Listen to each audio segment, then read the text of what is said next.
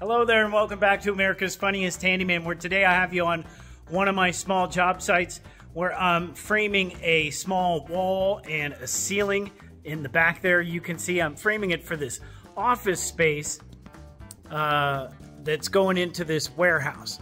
And I just wanted to take a quick few minutes, make a short video, and show you guys how I use screws and my impact driver and my drill to do a lot of framing jobs on smaller projects. If I'm doing a larger project, I'm going to use a framing gun and a nail gun and a compressor or a pass load of some type. But on my smaller jobs, especially where I'm framing for windows and I want things to come out perfect, if it's, like I said, if it's a small job, I will use screws. So I'm going to take you over to this little section right over here, and I'm just going to do a small tutorial and show you how I do that.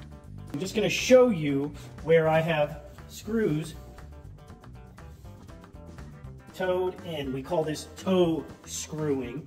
I'm not exactly sure why they call it toe screwing, but if you are using toe screws, it means you are using screws in the end of the board, just like your toes are on the ends of your feet. If you are using nails, you call it toenails, which is very confusing because I have toenails on the ends of my feet, but I don't have toe screws. Okay, so like I said, this is going to be really fast, and I'm going to tell you right now why I like to use screws on smaller projects.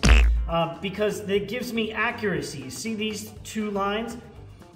When I installed this vertical stud a little bit earlier today, I didn't like where it was. And if you use screws instead of nails, it makes it very easy to move the stud over even just a 1/16 of an inch or 1/4 of an inch.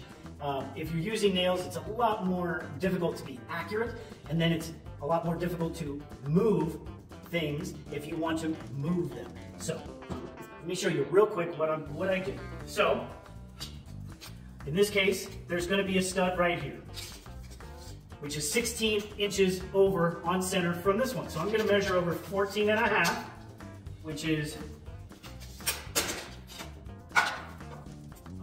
16 inches minus the distance, the width of the stud. So 14.5 over.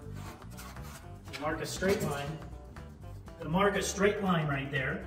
And then I want this, I don't know if you can see that. So in the interest of you being able to see this line when I do it, I'm actually going to go 16 over. And we'll put the stud right there.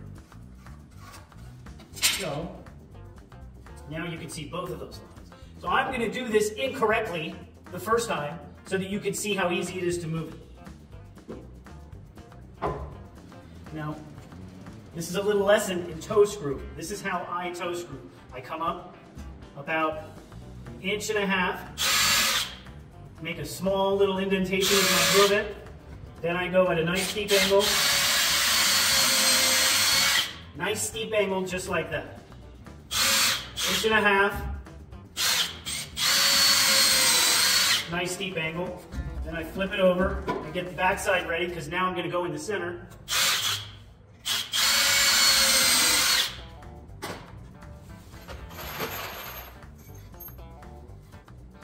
One there, one here, one here. Whenever I'm doing this type of framing, I like to use a 3/16 inch drill bit because it's almost big enough that these threads do not catch.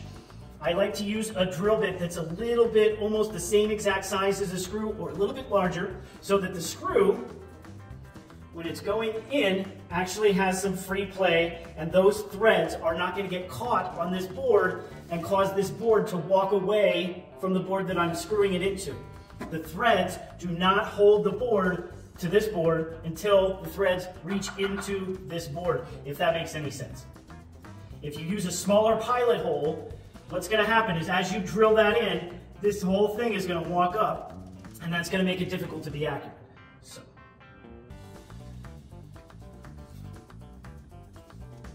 So now I'm on the line. Let's just say it doesn't end up where I want it to.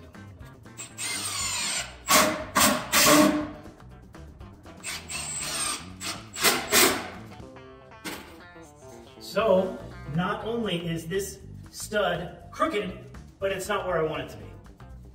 But it's already installed. But now, all I have to do, back out these screws, move it over to where I want it to be. And what I like to do is the pressure of pushing that screw in all the way, sometimes we'll push it off of the line. I don't want to push it off of the line. I want it to stay nice and accurate. So I'm going to put these screws in just enough to get them in. You see how that's trying to walk away? So I go back down. Okay.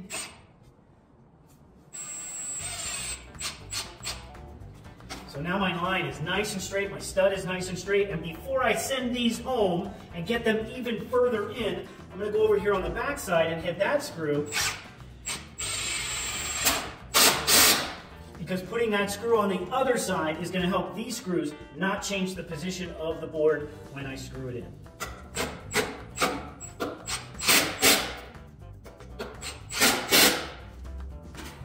And that's it. Now, if this were a full stud, I would use my level and I would make sure that it's nice and plumb before I send it into the top. So that's very helpful when you're screwing into a bottom plate. As you can see, we are on concrete, so we use a pressure-treated bottom plate to screw our vertical studs into. And that's pretty much it. That's toe screwing in a nutshell. I know I made it look nice and easy. It takes some practice, but pre-drilling for toe screws is just that easy. It's a matter of a little bit to get you started. And the reason I do that is so that if I was just to try and go at an angle, my drill bit would slide all over the place and it wouldn't work. But if I do that little bit right there, now I can come at a nice sharp angle.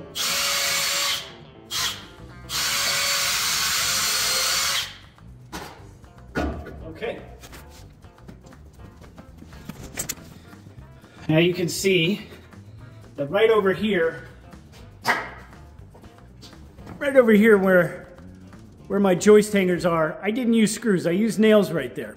But that's because I'm using a joist hanger and they're really made for nails and not screws. But everything else, as you can see, I use screws. Well, you can't see in this picture, but in order to put this whole job together, we've been using 3-inch screws to do most of our work. And like I said, it makes sense on a small job, doesn't always make sense on a big job.